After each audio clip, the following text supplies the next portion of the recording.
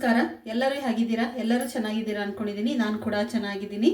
ಯಾರೆಲ್ಲ ನನ್ನ ಚಾನಲ್ ನೋಡ್ತಾ ಇದ್ದೀರಾ, ಸಬ್ಸ್ಕ್ರೈಬ್ ಮಾಡ್ಕೊಳ್ಳಿ ನನ್ನ ಚಾನಲ್ನ, ಹಾಗೂ ಲೈಕ್ ಮಾಡಿ, ಶೇರ್ ಮಾಡಿ ಮತ್ತು ಕಮೆಂಟ್ ಮಾಡಿ. ನೋಡಿ, ನಾವು ಇಡ್ಲಿನ ಮಾಡ್ತಾನೆ ಇರ್ತೀವಿ. ಒಂದೇ ಥರ ಇಡ್ಲಿ ತಿಂದು ಬೇಜಾರಾಗಿರುತ್ತೆ ಅಂದಾಗ ನಾವು ಅದನ್ನು ಸ್ವಲ್ಪ ಡಿಫ್ರೆಂಟಾಗಿ ಇಡ್ಲಿನ ಮಾಡ್ಕೊಂಡು ತಿಂದರೆ ತುಂಬ ಚೆನ್ನಾಗಿರುತ್ತೆ. ಆ ಥರದ್ದೇ ಇವತ್ತು ಒಂದು ರೆಸಿಪಿನ ನಾನು ತೋರಿಸ್ತೀನಿ, ಮಸಾಲ ಇಡ್ಲಿನ. ಇದಕ್ಕೆ ಇನ್ನೂ ನಿಮಗೆ ಯಾವ್ಯಾವ ಸೊಪ್ಪುಗಳು ಬೇಕು ಕೂಡ ಅದನ್ನು ಹಾಕೋಬೋದು. ನಾನು ಯಾವುದೇ ರೀತಿಯ ಸೊಪ್ಪುಗಳನ್ನು ಹಾಕಿಲ್ಲ. ಒಗ್ಗರಣೆ ಮಾಡಿಕೊಂಡು ಅದನ್ನು ಇಡ್ಲಿಗೆ ಹಾಕಿ ಇಡ್ಲಿಯನ್ನು ಮಾಡ್ತೀನಿ. ಬನ್ನಿ, ಮಸಾಲ ಇಡ್ಲಿನ ಯಾವ ರೀತಿ ಮಾಡ್ಕೊಂಡು ತಿನ್ನೋದು ಅಂತೇಳಿ ನಾನು ತೋರಿಸ್ತೀನಿ. ನೋಡಿ, ಒಂದು ಬಾಣಲಿ ಇಟ್ಕೊಂಡಿದ್ದೀನಿ, ಸ್ವಲ್ಪ ಎಣ್ಣೆನ ಹಾಕ್ಕೊಂಡಿದ್ದೀನಿ. ಎಣ್ಣೆ ಬಿಸಿಯಾಗಿದೆ. ಇವಾಗ ನಾನು ಸಾಸಿವೆ ಜೀರಿಗೆಯನ್ನು ಹಾಕ್ಕೊಳ್ತಾ ಇದ್ದೀನಿ. ನೋಡಿ, ಸೋಂಪನ್ನು ಹಾಕ್ತಾ ಇಲ್ಲ, ಇಲ್ಲಿ ಸೋಂಪು ಹಾಕೋದು ಬೇಡ ಇಡ್ಲಿ ಒಳಗಡೆ ಅಂತೇಳಿ.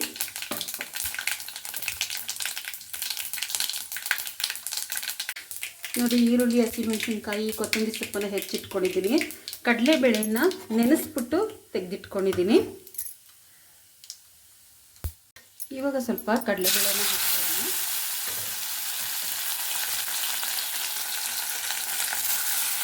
ಆಮೇಲೆ ಹಸಿಮೆಣಸಿನ್ಕಾಯಿ ಕೂಡ ಹಾಕ್ಕೊಳ್ಳೋಣ.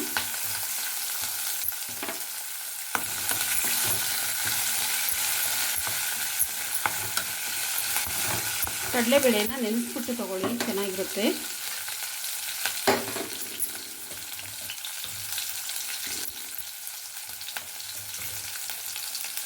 ಇವಾಗ ಈರುಳ್ಳಿಯನ್ನು ಹಾಕ್ಕೊಳ್ಳೋಣ. ಈರುಳ್ಳಿ ಮತ್ತು ಸ್ವಲ್ಪ ಕರಿಬೇವಿನ ಸೊಪ್ಪನ್ನು ಹಾಕ್ಕೊಳ್ತಾ ಇದ್ದೀನಿ. ಈರುಳ್ಳಿಯನ್ನು ಮಕ್ಕಂಗಿಲ್ಲ, ಇದನ್ನು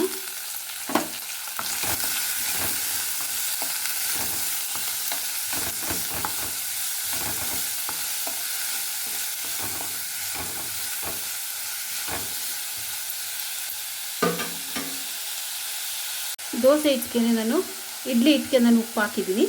ಇದಕ್ಕೆ ಮಾತ್ರ ಹಾಕ್ಕೊಳ್ತೀನಿ, ಒಗ್ಗರಣೆಗೆ ಮಾತ್ರ. ಮತ್ತು ಸ್ವಲ್ಪ ಅರಿಶಿನದ ಪುಡಿ ಕೂಡ ಹಾಕೊಳ್ಳೋಣ, ಚೆನ್ನಾಗಿರುತ್ತೆ. ಇದು ಜಾಸ್ತಿ ಬೇಯಿಸೋಂಗಿಲ್ಲ. ಈಗ ನಾನು ಸ್ಟವ್ನ ಆಫ್ ಮಾಡ್ಕೊಂಡ್ಬಿಡ್ತೀನಿ. ಇವಾಗ ಇದು ಚೆನ್ನಾಗಿ ಆರ್ಕೊಳ್ಬೇಕು. ಕೊತ್ತಂಬರಿ ಸೊಪ್ಪನ್ನ ಕೂಡ ನೋಡಿ ಇವಾಗಲೇ ಹಾಕ್ಕೊಳ್ತೀನಿ ನಾನು, ಈ ಬಿಸಿಗೆ ಹಾಕ್ಕೊಳ್ತೀನಿ.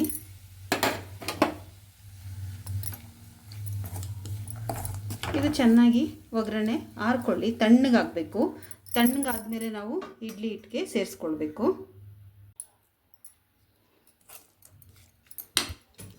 ಇವಾಗ ನೋಡಿ, ಸ್ವಲ್ಪ ಕಾಯಿ ತುರಿಯನ್ನು ಹಾಕ್ಕೊಳ್ಳೋಣ. ಅದಕ್ಕೆ ತುಂಬ ಚೆನ್ನಾಗಿರುತ್ತೆ ಕಾಯಿ ತುರಿ ಹಾಕ್ಕೊಂಡ್ರೆ. ಇದಕ್ಕೆ ನೀವು ಸಬ್ಸಿಗೆ ಸೊಪ್ಪು ಕೂಡ ಹಾಕ್ಕೊಳ್ಬೋದು, ತುಂಬಾ ಚೆನ್ನಾಗಿರುತ್ತೆ ಅದು ಕೂಡ.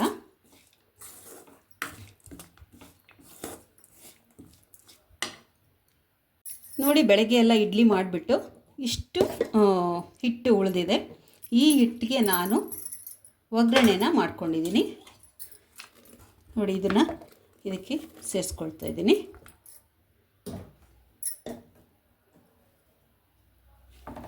ಚೆನ್ನಾಗಿ ಕೈ ಆಡ್ಕೋಬೇಕು, ಚೆನ್ನಾಗಿ ಕಲಿಸ್ಕೋಬೇಕು. ಈಗ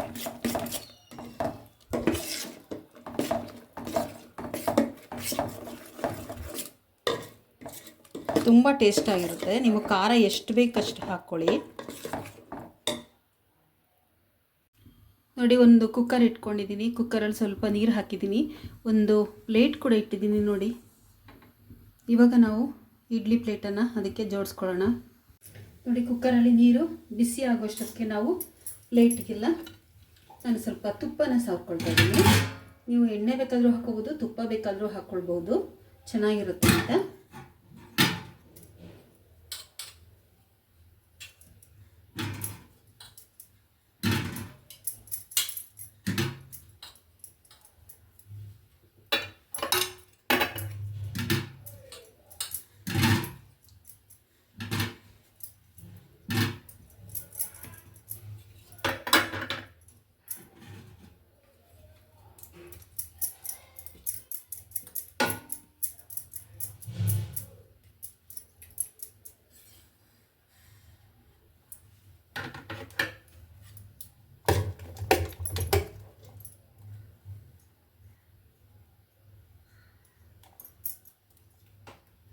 ಸ್ವಲ್ಪ ಸ್ವಲ್ಪನೇ ಹಾಕ್ಕೊಳ್ಳೋಣ, ಜಾಸ್ತಿ ಹಾಕೋದು ಬೇಡ.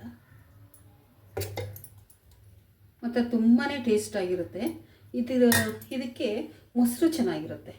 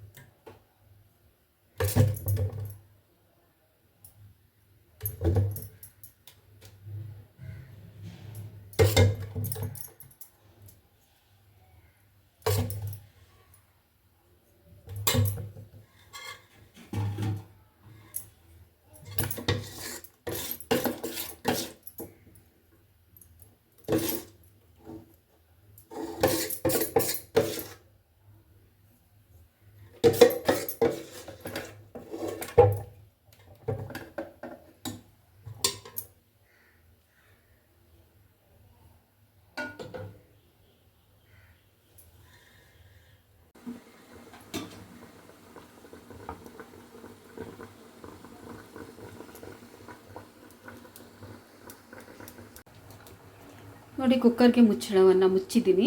ಆದರೆ ವೆಯ್ಟನ್ನು ಹಾಕಬಾರ್ದು. ವೆಯ್ಟ್ ಹಾಕ್ತೀನಿ ಒಂದು 20 ನಿಮಿಷ ಅಷ್ಟು ಬೇಯಿಸ್ಕೊಳ್ಬೇಕು. ಒಂದು 18 ನಿಮಿಷ ಆದರೂ ಪರವಾಗಿಲ್ಲ. ಇದು ಬೇಯೋಕ್ಕೆ ಬಿಡೋಣ. ಇವಾಗ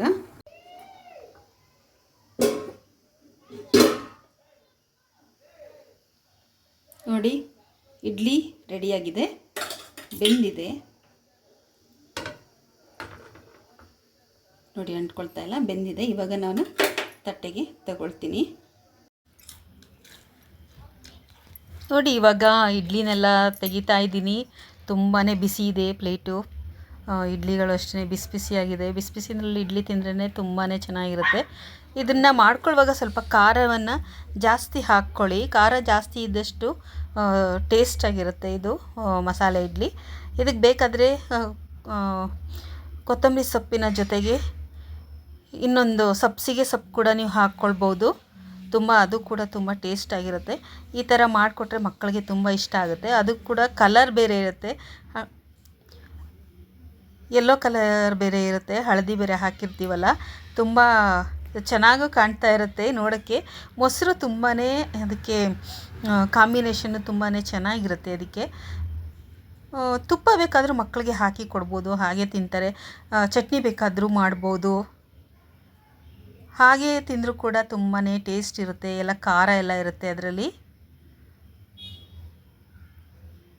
ನೋಡಿ, ಈ ಥರ ನಾವು ಡಿಫ್ರೆಂಟಾಗಿ ಏನಾದರೂ ಒಂದು ಟ್ರೈ ಮಾಡ್ತಾ ಇರ್ಬೋದು ಅಡುಗೆ ಮನೆಯಲ್ಲಿ.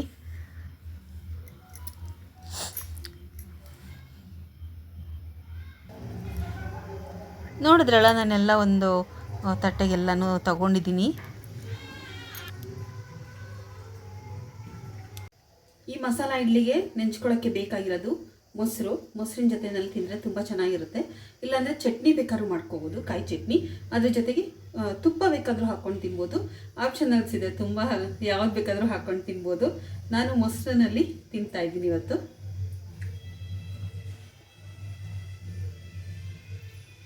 ನೋಡಿ, ಈ ವಿಡಿಯೋ ಇಷ್ಟ ಆಗಿದ್ರೆ ನಿಮಗೆ ಏನು ಮಾಡಬೇಕು?